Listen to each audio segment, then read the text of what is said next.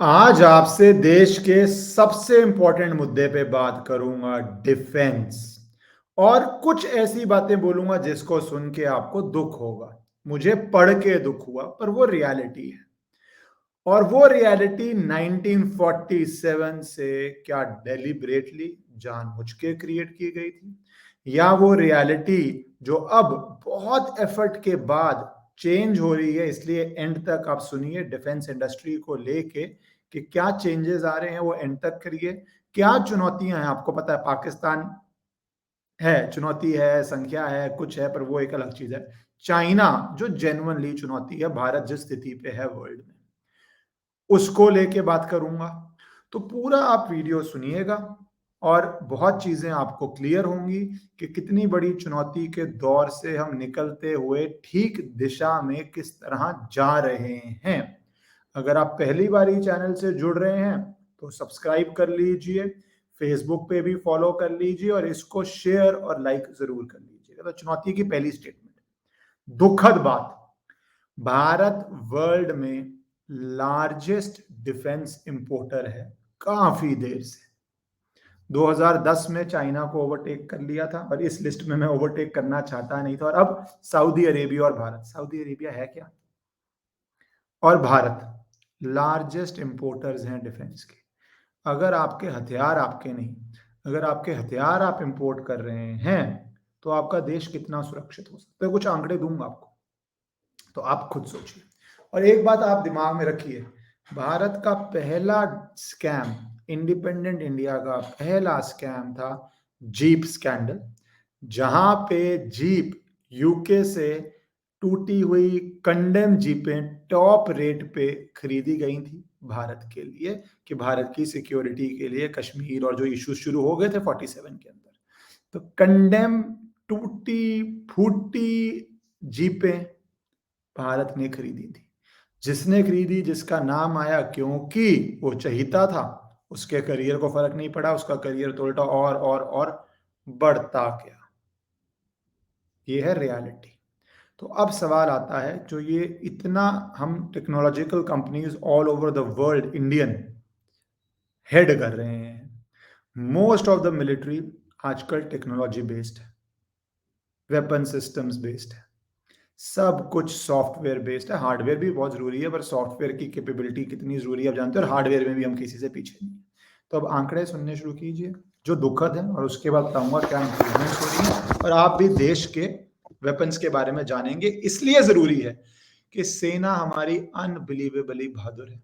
पर हार्ड बात यह है कि बहादुर कितनी भी सेना हो, अगर इक्विपमेंट, मिलिट्री, रिसर्च, टेक्नोलॉजी नहीं है, तो देश सुरक्षित नहीं हो सकता। वो अपनी जान तो गंवा सकते हैं देश के लिए, पर अगर इक्विपमेंट उनको पूरा नहीं मिला हुआ तो कुछ नहीं हो पाएगा।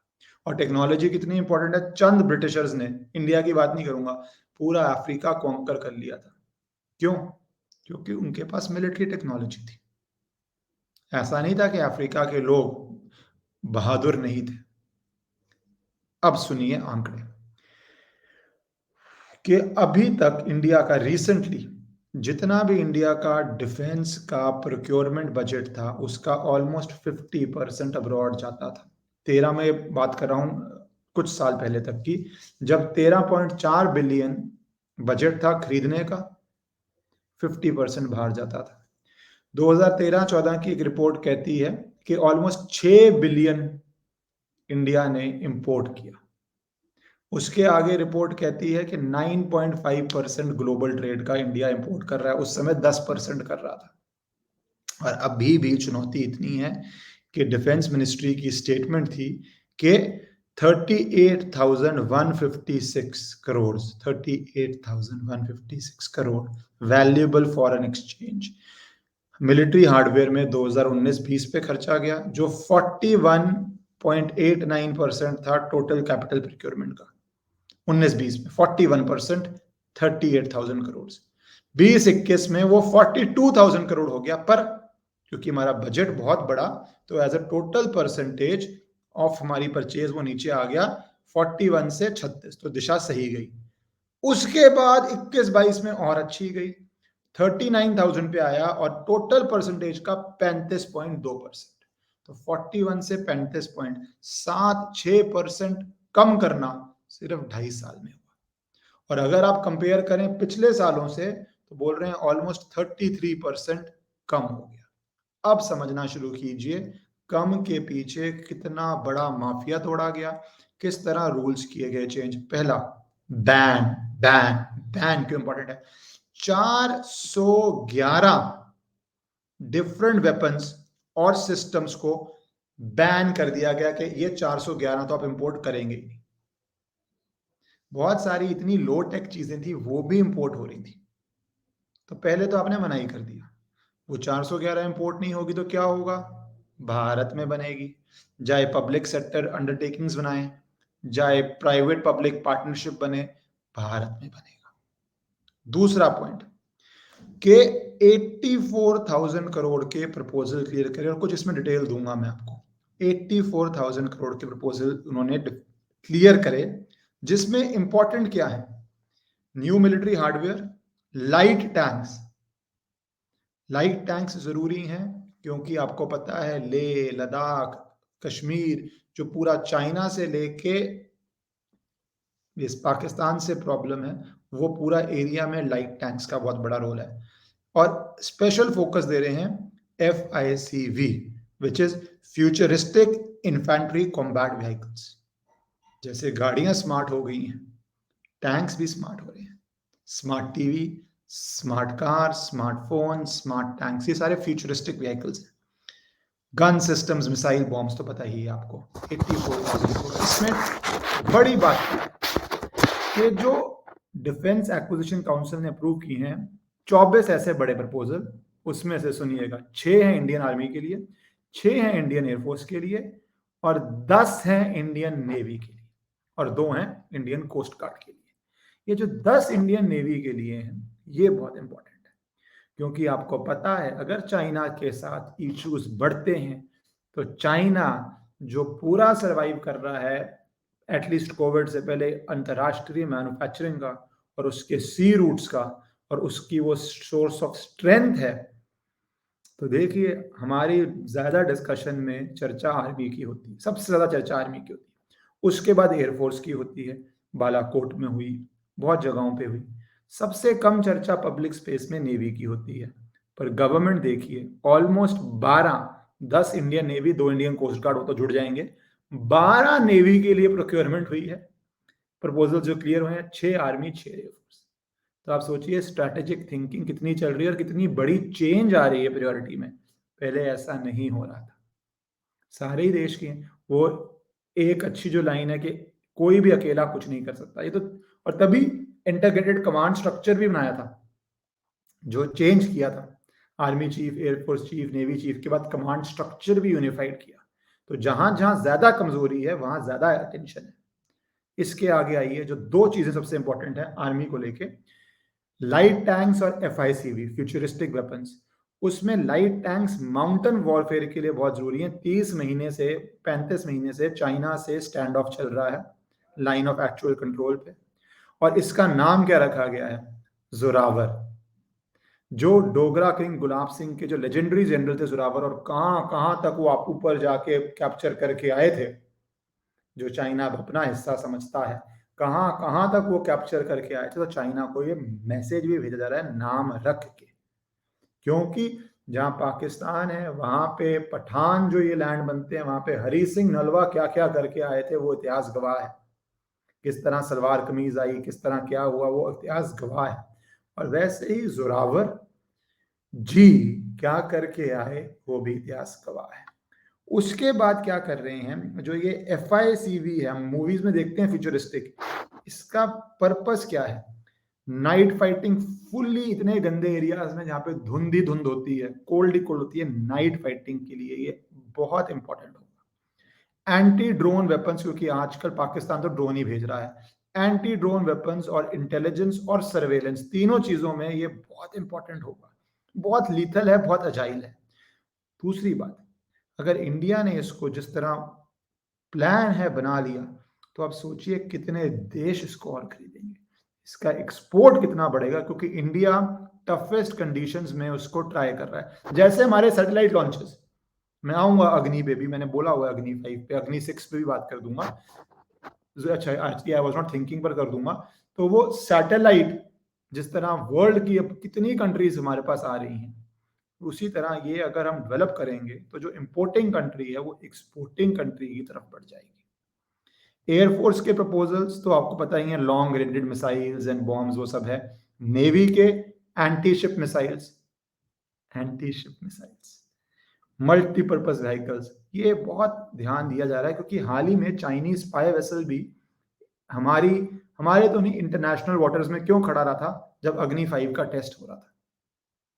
जंग बहुत हद तक नेवी की होगी अगर बड़ी हुई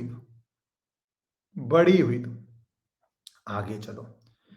जो अब अच्छी बात है, जो 84,000 करोड़ है, ये 68% है मिलिट्री बजट का। हाल ही में हम 50% तक खरीद रहे थे, तो इसका मतलब इंपोर्ट करने का बजट रह गया सिर्फ 32%।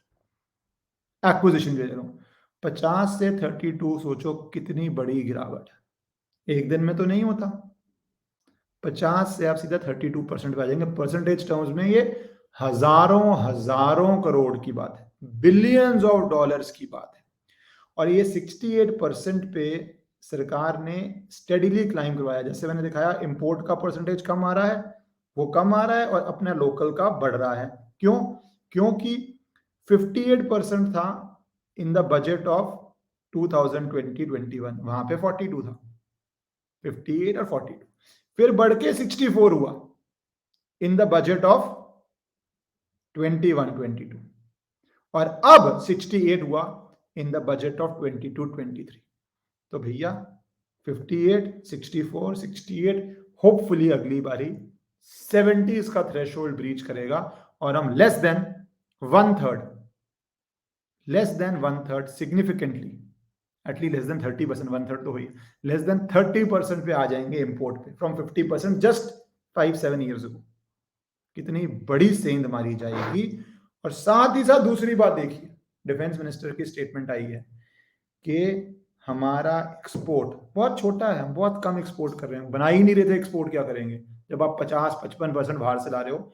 हमारा एक्सपोर्ट अब 75 कंट्रीज को हो रहा है, और वो 8 गुना बढ़ा है 5 साल में। अच्छा, टेक्नोलॉजी और मार्केट का समझ लो, जब दिशा सही हो ना तो ऐसे ऐसे ऐसे ऐसे बढ़ जाता है। 8 गुना बढ़ा है, नंबर्स बहुत छोटे हैं, पर अगली बारी अगर 8 गुना बढ़ा, और 8 गुना बढ़ा, या 2 गुना भी बढ़ा, तो वो नंबर सिग्निफिकेंट होने शुरू हो जाएंगे। ये तो एक स्टेप किया मैन्युफैक्चरिंग का। सेकंड क्या किया? इंफ्रास्ट्रक्चर। 2 डिफेंस इंडस्ट्रियल कॉरिडोर इस देश में बनाए जा रहे हैं। कहां पे? उत्तर प्रदेश में और तमिलनाडु। उत्तर प्रदेश वाले जो है उसका रास्ता क्या होगा? आगरा, अलीगढ़, चित्रकूट, झांसी, कानपुर, लखनऊ। इसका नाम है Uttar Pradesh defence industrial corridor, यूपीडीआईसी। और तमिलनाडु का चेन्नई, कोयम्बटूर, होसर, सालेम के अंदर से जाएगा, उसका है टीएनडीआईसी। अब इसके अंदर इन्वेस्टमेंट क्या हुई है? यूपीडीआईसी में एमओयू साइन हुए हैं 12,000 करोड़ के, डिफेंस स्पेसिफिक है ये, और सरकार ने 2,400 करोड़ इन्वेस्ट कर दिया है इस कॉरिडोर में ऑलरेडी, और 1,608 हेक्टेयर लैंड अक्वायर कर लिया। उधर आ जाइए तमिलनाडु वाले कॉरिडोर में, उसमें एमओयू साइन हुए हैं 11,790 करोड़ के, ऑलमोस्ट सेम ही है, और वहां पे खर्चा ज्यादा हो चुका है 3,840 करोड़ का, तो वो थोड़ा आगे चल रहा है, पर वहां पे लैंड 910 हेक्टेयर लिया जा रहा है। 3 काम हो जाएंगे इससे, indigenisation, make in India, self reliance, और एम्प्लॉयमेंट ग्रोथ भी होगी। अब ये भी रुक जाइए, अब आ जाइए थर्ड पार्ट पे। थर्ड पार्ट है एयरफोर्स की।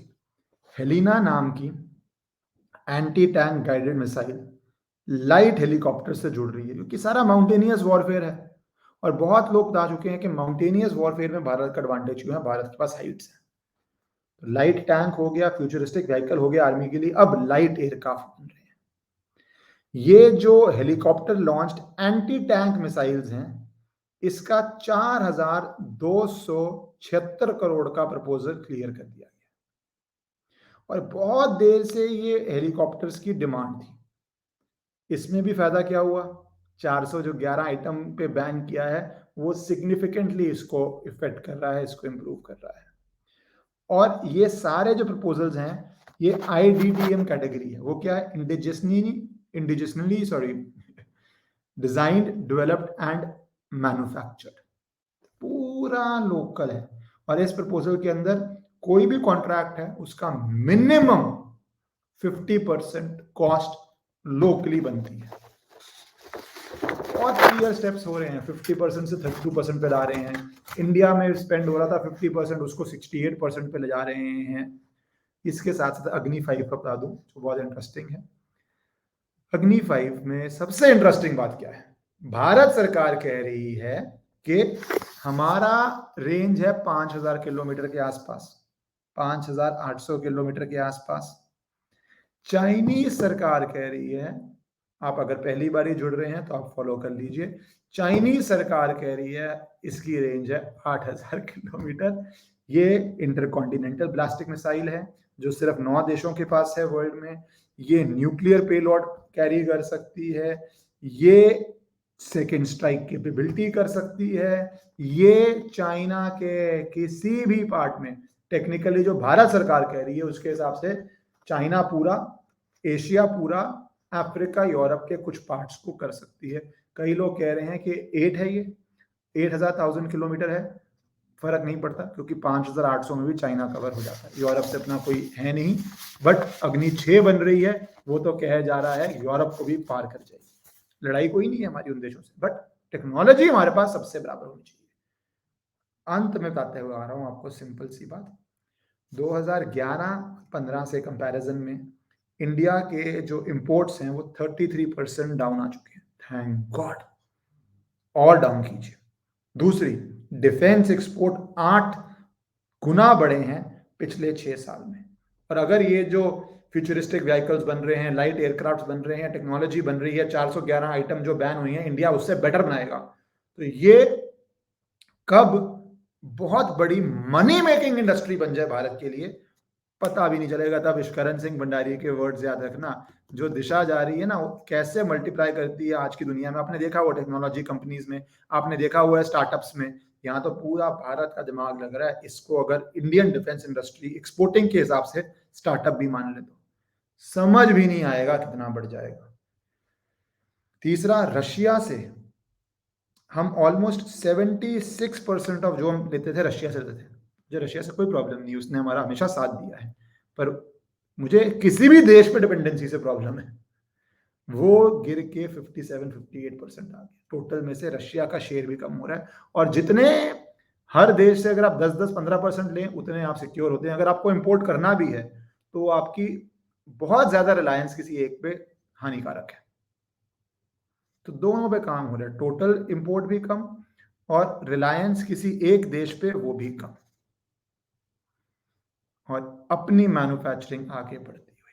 तो जो एक हिस्टोरिक प्रॉब्लम थी, भारत का पहला स्कैम डिफेंस का था। भारत का रीसेंट जो सबकी मेमोरी में है बोफर्स, वो डिफेंस का था। क्यों था? क्योंकि इंपोर्ट में पैसा बहुत है, फॉरेन करेंसी है, बाहर का पैसा बाहर ही मिल जाता है, मिडिल मैन मिल जाता है। एक पूरा सिस्टम बन गया था जिससे भारत की डिफेंस इंडस्ट्री बढ़ नहीं रही थी, अब बढ़ रही है और सही दिशा में बढ़ रही है। एक्सपोर्ट बढ़ रहे हैं, इंपोर्ट गिर रहे हैं, एक्सपोर्ट ऐसे, इंपोर्ट ऐसे। भारत माता की